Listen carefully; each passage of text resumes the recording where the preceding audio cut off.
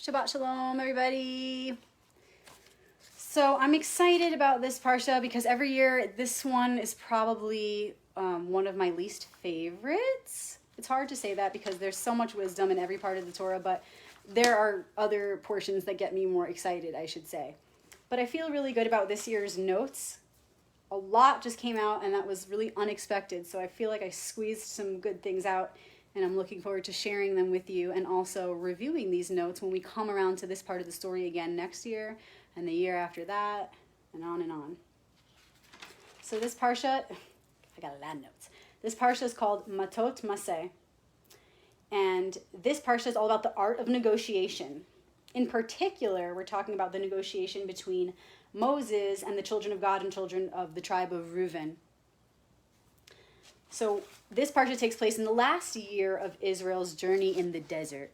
So if you recall, there were another 40 years wandering in the desert that the Jews were punished with because as they approached Canaan the last time, the promised land, they were turned away because they had sent spies in, right? Do you recall this story? They had sent spies in to see the land, and the spies came back, and all but two of them had very negative reports, and they were reports of fear and worry and doubt.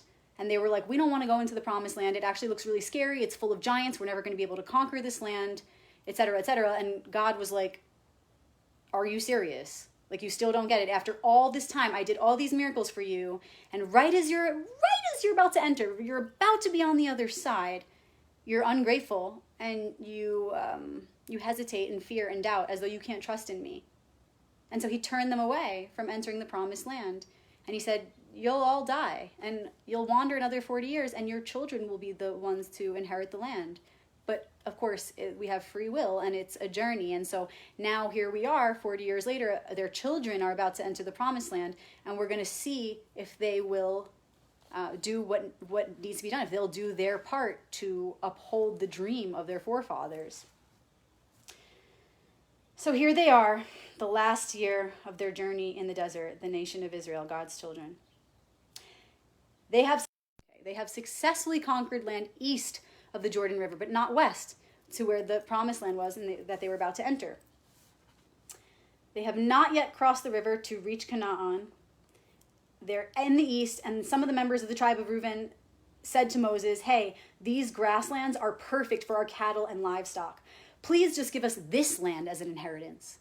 We don't want to stop any further. We know we're so close, but it feels really good here. And I mean, come on, how could it get any better than this?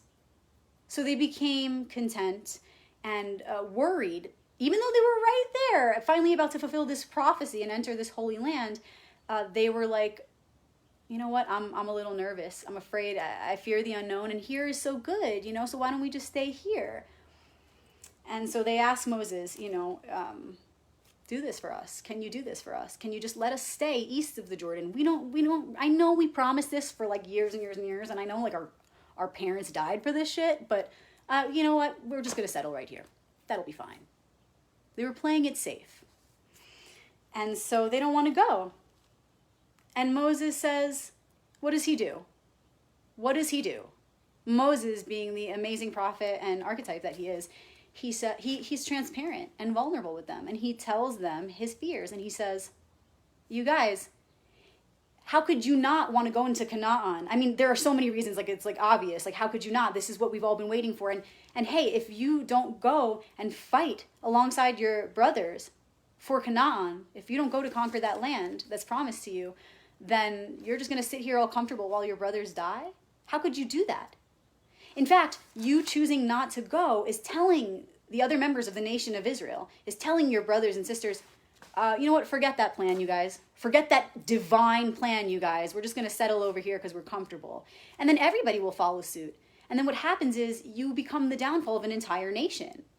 So he's really being straightforward about his fears and his worries and his doubts with these members of the tribe of Reuben who just want to settle. He's like, guys, you're going to ruin this for everyone. And then he takes it even further, and he reminds them of the story of the 40 years prior. Your ancestors died for this. They worked so hard. They went through so much for you to be here today. And you're really going to give it up? You're just repeating history here. Here we are again, about to enter the land. And remember, you guys, this is a metaphor. We're about to enter this space of blessing, of illumination, realization. But right before that blessing is always the hardest point. That's what this story is really referring to. It's metaphorical, and it's saying, come on, guys, you're going to really repeat this again? This is an old cycle. Your ascendants did this as well. And what happened for them? What happened for them when they did that? When they came to that point where they were about to reach this blessing, they were in the struggle, right? The gift comes right after the challenge, but they couldn't see that in that moment. Just like we often can't see the blessing that's about to come right after the challenge. We become so consumed by the challenge, fear grows, anxiety grows, doubt grows, and we become overwhelmed by it. And it severs our connection, mentally, emotionally, and spiritually, to the Creator. We're always connected, but it severs in multiple dimensions, in very important dimensions, our connection to the Creator, which brings us punishment and suffering. Sure, a whole new round of lessons that we'll inevitably learn from, but in that time, it brings more suffering. And so Moses said, you guys, wake up. You're really going to do this? This is what your parents did, and look what happened to them. They were killed. They died. And this is the evolution of that. So what will the punishment be for us if it's going to be worse than that? Because this is a progression here. It's not just going to be what happened to them. It's going to be worse because now we're dishonoring our ancestors and we're also dishonoring God, the Creator. And the punishment's going to be worse this next time around. And Moses is like, do you really want that for all of us? So he's being super vulnerable. He's saying his fears. He's being direct. And what happens, right? It's like those members of the tribe of Reuben who were trying to negotiate with Moses. They could have easily clung to their fears and doubts and ego and said, nah, we still want this land. We don't really care. Your argument wasn't really a good one. And they could try to manipulate him and say, well, we'll go fight, but then you got to promise us this land. But they didn't. Moses was so real and vulnerable and honest and trusting. He carried the trust for the entire nation in that moment when he put his reputation on the line and spoke from his heart and revealed his own fears of what they were doing. He said, you guys, whoa, right? He was so honest and in his heart that, you know what? It released their ego. It provided a safe space for those members of the tribe of Reuben to surrender their ego and hear him, really hear him and understand what he was saying. It created a receptivity, a connection, compassion. And following this, as they talk about the response, what their response was to Moses, it starts off with the word. I wrote it down right here. It's either vayigash, or in this particular portion, it says vayikshu. They mean the same thing. Okay, it means they approached him. They approached him. And they could have just said, they didn't have to say they approached him. But the Torah chooses very intentionally every single mark, every letter, every word. It could have just said they responded, they replied, they said. But no, it starts with vayigash, which is a powerful word that comes up at other points, pivotal points in the Torah. It's a key word denoting that they approached, specifically saying they moved toward him with the heart. They approached him heart first, right? Moved toward him. And it's revealing this closeness, this receptivity. It's a reflection of the space that he created, which caused this magnetism, which comes from compassion. So they responded by first approaching him, coming toward him, presence. And this created an opportunity for deepening the trust between them. And so then Moses receives their reply. They approach him and they say to Moses, you know what? We hear you and we understand you. We understand. And they don't try to manipulate him. And they say, you know what? We're not only going to neutralize this fear that you just shared with us, we're going to tip the scale. We're going to help you. Thank you for telling us this and for showing us, for pointing out all the ways that we were about to really badly mess up for an entire nation, for the world, for our children, for the future generations. And they said, thank you for showing us. And you know what we're going to do? Not only are we going to try to fight that, we're going to support you. We're going to help you release that fear by showing you that you don't have to worry. we are at your side. They said, not only are we going to go fight with our brothers and sisters, we're going to be on the front lines because we hear you and we see now. We understand. They say, we'll leave our women and children and our livestock and cattle behind on the east side of the river, and we'll go across the Jordan into Canaan, and we will do this, and we will be on the front lines. And Moses says to them, because now they have trust, okay? Vayigash, they approached. So they formed this bond. And Moses says, okay, I'm not just going to take your word for it, but I'm going to tell you this. You're either totally bullshitting me right now. Basically, he says, you're either totally bullshitting me right now, and you're just, saying this to manipulate, right? And you're actually not going to do it. Or you're saying this out of the goodness of your hearts, and you are going to do it. He says, but know this, you can't hide from the Creator. You will either be punished or you will be blessed. Let me see how I wrote it here.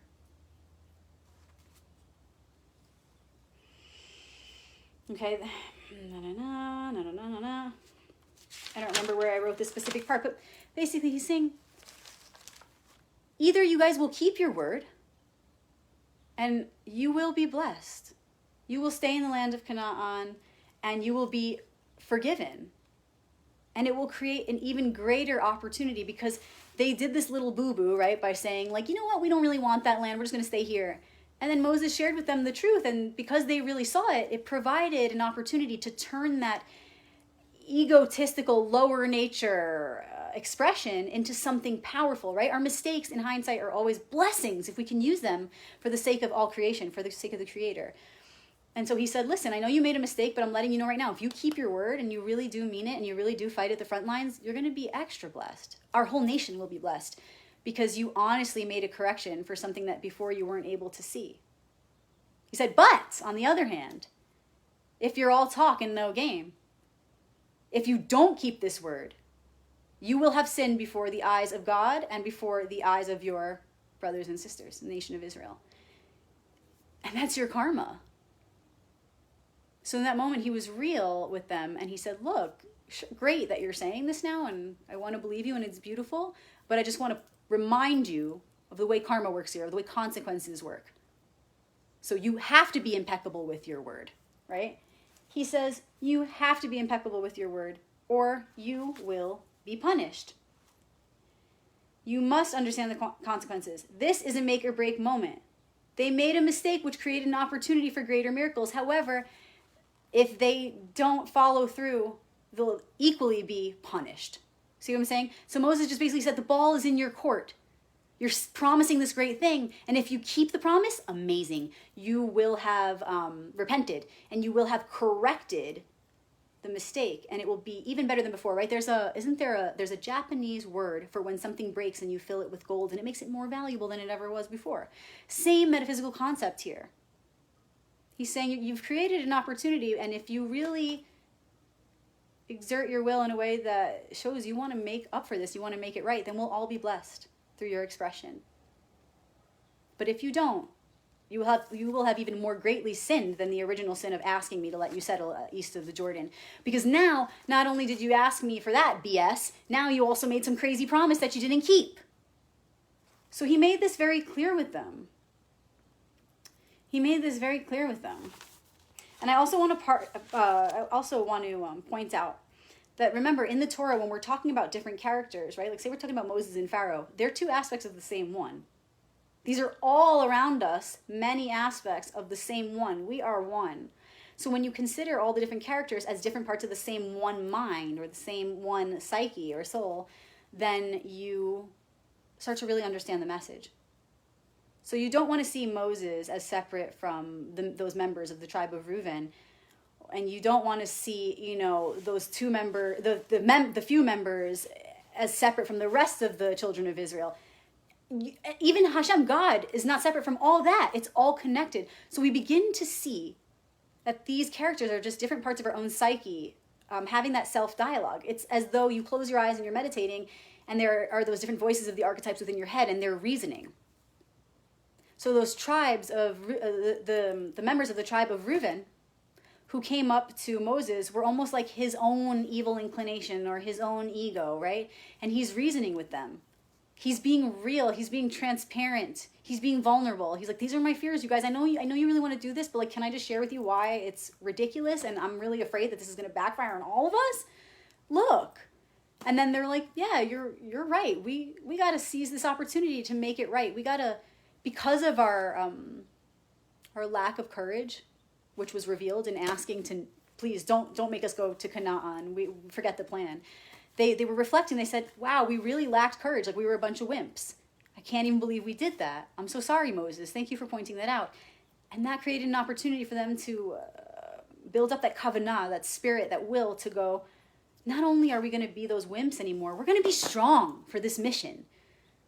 So this seemingly dark story created an opportunity for them to build their strength up in that final moment, rather than fall into the same old lesson 40 years prior that their forefathers did by almost entering the land and surrendering to their own doubts and fears and never making it. This time where it seems like history was about to repeat itself was like, oh, but wait, there's more. Instead, Moses, being the great leader that he did, through his own heart, his vulnerability and transparency, was the opportunity that not only avoided the diminishing of that fire, that spirit, not only avoided their punishment, but gave them a blessing, gave them an opportunity to build that fire and passion up, to enliven the original mission that their forefathers were on, so that they could be built up in spirit right before crossing the threshold into the promised land. So right when you think it's all about to fail, it's like, oh, plot twist, right? So this is just really a reflection of like self-analysis, what goes on inside your own mind with self-dialogue. That's really all that the Torah is. It's all one mind, and it's the different parts of ourselves communicating and having realizations and evolving spiritually and psychologically. So then Moses calls on the elders of every tribe to seal the deal. And he says, he doesn't tell them everything. He doesn't tell them all the details of what happened in that circle of trust when he was face to face with those members of the tribe of Reuben. He doesn't go into that, depth of detail. He just says to them, look, I made a deal with these guys. We need to all be aware of this, especially the elders of every tribe. They're the space holders for us all, for the whole nation. He says, long story short, you guys, these members, either they're going to fight at the front lines and, we'll give them the land. We'll give them the land east of the river, Jordan. And if they don't, they won't get the land. They'll just remain in Canaan. So it doesn't sound like the punishment's going to be very bad. It's quite different than what he spoke about with them face to face, because he didn't need to say all that. As well, he realized that if he did give all the details, the elders might have immediately condemned these members of the tribe of Reuben and said, you know what, we're not even going to give you this chance. Because they weren't, Vayigash. They weren't the ones who were experiencing that moment when they weren't approached by these members. They didn't experience that level of trust that Moses had with them direct. So Moses was just the bridge. So he was just trying to do the best job he could at being the bridge between these members of the tribe who he formed that trust with and told them how it is, and between them and the elders. So he told the elders enough. Risking his reputation because he saw an opportunity for the nation of Israel. He saw an opportunity for the world through this mistake. He saw how giving these members this chance to redeem themselves and to fight at the front lines could potentially benefit everyone in a profound way, growing the potential of the miracle exponentially. But if they didn't keep it up, he knew it would also be really bad. But he felt in his entire being that it was his duty to leave this opportunity open for this to happen, because he trusted that if this opportunity was even able to be perceived, that it could be achieved. And so he wanted to say this to the elders in such a way that didn't leave them off with such a bad feeling about these members that they wouldn't even give him the chance. Okay, he had to he was always in this position, wasn't he? He had to be the bridge, and he had to be honest with everybody, but also make sure he spoke in such a way that created at least the most opportunity for trust and the most space for opportunity in general. he carefully chose his words and the way that he spoke to the members and then the elders to ensure that the opportunity would still be on the table for this great miracle to take place. So there's so many lessons in this parsha, which is a double parsha, Matot and Masei. And let's talk about what they are, because it's simple but profound. One of them is, the very first one is, Hey Shema Yisrael, Adonai Eloheinu Adonai Echad. Our God is one. Don't forget. So all these beings are just different parts of our own self.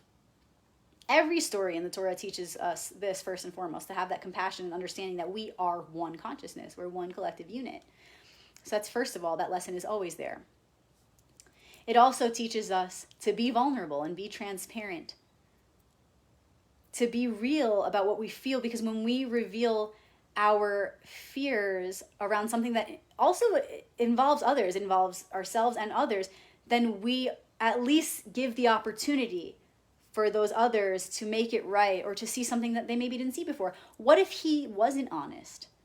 What if he didn't reveal his fears? Because like many leaders or officials with power, they'll say, I'm not going to reveal my fear. I'm not going to say all that. I'm not going to let them know what I'm afraid of.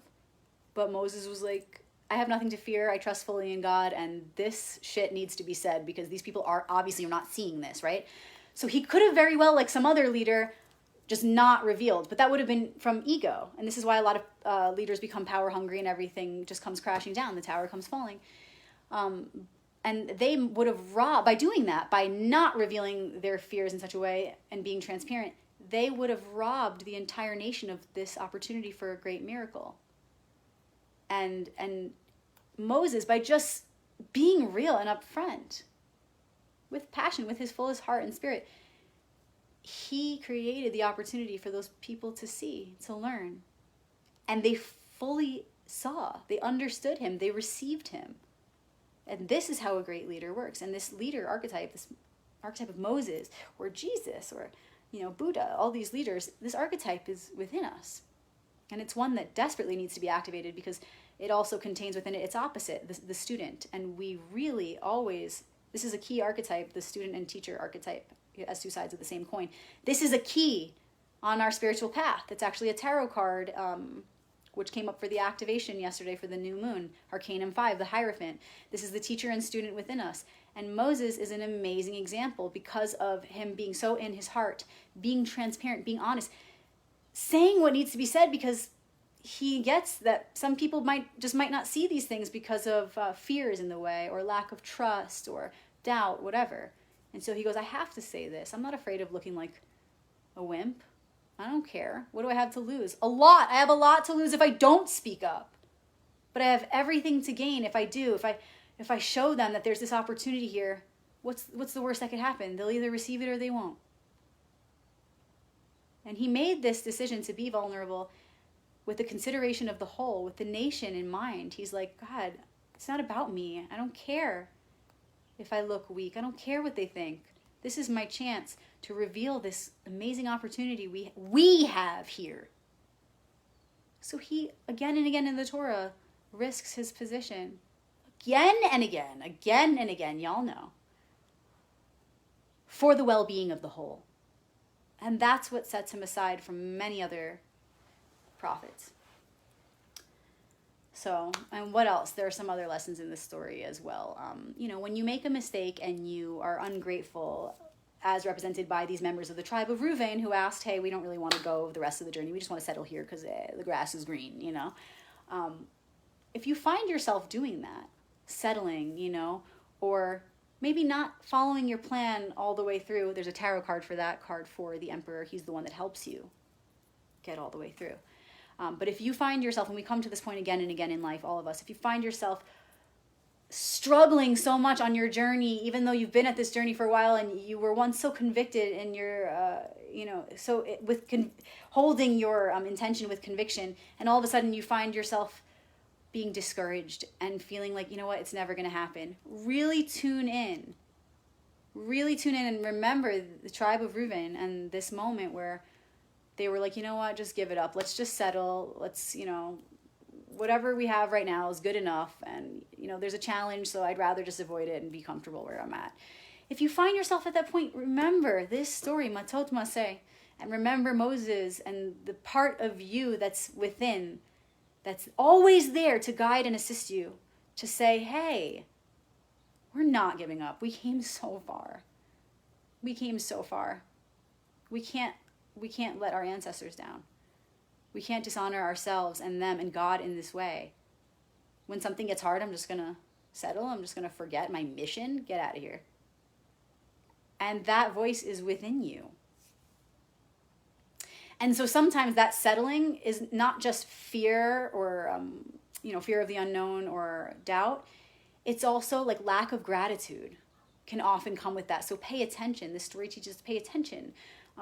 These guys were like, we know that everybody like basically died for this mission, but we don't really care. We just want to give up and just be comfortable. That's a lack of gratitude. It's dishonoring the ancestors and saying, I don't care that you worked so hard for this. It's like, whatever. And that's okay. We go through that. And as long as we self-reflect and learn from it and make a change, then it's blessed. Then our moments where we lack gratitude become sanctified. That energy becomes transmuted because we genuinely, like these members of the tribe of Reuben, we genuinely reflect on that moment where we were lacking gratitude or where, we wanted to give up and we're like, no, I can't believe I did that. You know what? Not only am I not going to do that, I'm not only going to neutralize that lack of gratitude, I'm going to build from there. I'm going to be so grateful. I'm going to remember, honor, respect, love, truth. I'm going to remember my morals, my values, and those that are one with the morals and values of my ancestors and why they were on this mission. And I'm going to take this opportunity to really self-reflect and go, ew, gross, how I was so ungrateful. Wow, okay, instead of hating myself over it and just like harping on it because that's not going to do us any good, really, carrying that frequency of shame and guilt we know is not going to do us any good. I'm going to take that, I'm going to make something of it. I'm going to let it fuel me and say, I promise to not come to that point again. I'm going to do my best to not come to this level of ungratefulness. I'm going to remember this moment that I was so ungrateful, and I'm going to use it to fuel my mission of cultivating more gratitude than ever before. So don't have shame when you realize, and hopefully you realize, that you were ungrateful towards someone or that you wanted to give up.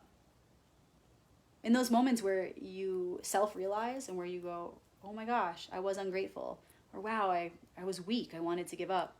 What are you going to do in those moments when you're thinking those things about yourself? What are you going to do? Because sure, you could sit there and just hate yourself over it and you could regret, but that's not going to get you anywhere. What are you going to do with it? Be fueled by it. When you go, oh shit, I'm really embarrassed that I was so ungrateful toward that person. You're just going to sit there going, I'm embarrassed, I hate myself. And then you literally develop an illness, and maybe others around you develop illness because you're just a freaking heavy person to be around. Or in that moment, are you going to catch yourself and be aware of your thoughts and go, damn, I really was ungrateful. So what I'm going to do with that realization is I'm going to show my gratitude to that person and make up for it. I'm going to show my gratitude for the situation in a way that is so authentic, right? They were like, the members of the tribe were like, not only am I going to fight with my brothers, I'm going to be at the forefront. And that's a metaphor. It's saying, when you realize you were ungrateful, not only should you like make up for it, you should super make up for it. And that act, whatever you do to super make up for it, to tip the scales, shows our Creator and shows each other and shows self, because that's what this all is, one self. It shows that I'm really committed. This extra step that I'm taking is showing my kavanah, my spirit, my will, to prove that this is the real shit. I'm putting my money where my mouth is. This is not bullshit. I'm not making some empty promise to look good in the eyes of God, because there's no lying to that one who's looking through your own eyes, through all of our eyes. So taking that extra step, going that extra mile when we realize, wow, I really gave up there. I wasn't doing my best. I was being dishonest. I was being ungrateful. I wasn't being patient. See how we're bringing other virtues into it now? When you feel like you were exhibiting some vice, whatever it is, weakness, lack of gratitude, dishonesty. Oh shit, I was super impatient yesterday with that person. Oh, I'm feeling pretty bad about that. Well, what can I do energetically to tip the scale? Certainly not sit here and moan about it and be depressed. What I can do, the best option, would be to correct it with more power, with more spirit, with more understanding, because knowledge is power. So now that I know, now that I self-reflected, I'm going to go to that person that I was impatient with, and I'm going to exhibit patience. I'm going to carry a frequency of patience, and I'm going to slow down, and I'm going to give them my presence and make up for it in a big way, genuinely. You have to be genuine, or this doesn't work. It doesn't work. It's like Moses said to them, look, are you really going to go to the front lines? Because now that you said that, you're digging yourself even deeper here if you don't follow through. It's the same thing with us. You can't half-ass it. You can't say, I'm going to go make up for, I was really mean to this person, so I'm going to go and give them some love. And then you go and you're like, yeah, I'm really sorry for that. All right, now I'm going to go do my selfish shit. Goodbye, that's enough. No, you have to have a genuine desire, ratzon. You have to have a genuine will to make it right. And if you really do, and you're giving your whole being, directing all of your energy in every dimension toward that goal, like laser focus, you will create a blessing for the entire world and the generations to come. And on the other hand, if you self-reflect and you know you did something wrong and you're like, yeah, I'm gonna fix it, but you half-ass it, you're gonna go through the same lessons again. You're gonna create more suffering within yourself and within our shared world. So what side do you want to be on? I want to see where I carry shame and guilt and really sink into that and ask myself, why do I feel this? Where have I been dishonest? Where have I been impatient? Where have I been envious? Where have I, been giving in to lower desires? How can I not be afraid of those things, but look straight at them and commit to actions and deeds, ways of thinking, ways of speaking? How can I make choices in thought, speech, and action that are going to not only neutralize what I've done, but tip the scales and fully make up for it in such a way that I won't want to have those evil inclinations. I'll empower myself, I'll program myself with virtue so that my inclination is actually to do good. Because when we consciously apply our will to this mission of correcting that which we've done, it does something to us. It rewires our brain, it reprograms us so that in the future we will naturally be inclined to do good instead. We neutralize not just this vice or that, but the entire evil inclination within not only the individual, but the one, our shared nation. So doing this work of not only neutralizing, but tipping the scales from vice to virtue is the work that we all came here to do. So Parshat Matot-Masei is an amazing one that really helps us to see that lesson. Phew. I'm really enjoying it this year, I have to say, and I'm looking forward to every year to come with this story, with each story, how they grow, how they deepen with our wisdom, and as we share it, how it expands. So thank you for joining me for this Parsha explanation, and look forward to hearing your comments. If you have any, please share. I want to hear what y'all think and how maybe it's resonating with you, particularly at this time. Because remember, it's always aligned with what we're going through. So I hope that this resonates. Please feel free to share how it does, if it does. And, if there's a part I missed out that you want to share on, it's always welcome, and it's so invited. Enjoy the rest of the Shabbos, you guys. For me, we still have some hours left here till sundown, where we'll do Havdalah. And I'm just going to savor these final moments and sit with the story and know that this message will be with us throughout the week until next week's story. So Shabbat Shalom. Enjoy your prayers, your families, the love, truth, light, resting in the awareness that that's what we are. I'm there with you. I'm here now together with you in the one heart. Shabbat Shalom.